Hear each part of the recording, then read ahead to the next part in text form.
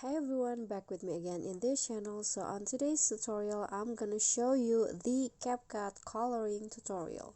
So here just import your clips and then just go to filters and find the night category, this one, and then choose the picnic and set it into 80 like this. Click on the check icon. Next go to adjust and here set the brightness into 10 and then the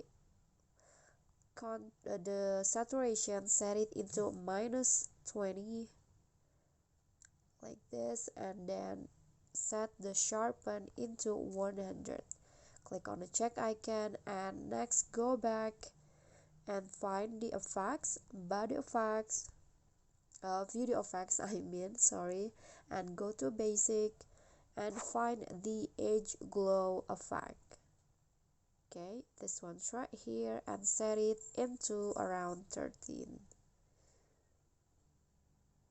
Okay, and then just go back and click on the check icon, and here is the coloring tutorial on CapCut to create a dreamy look for your video.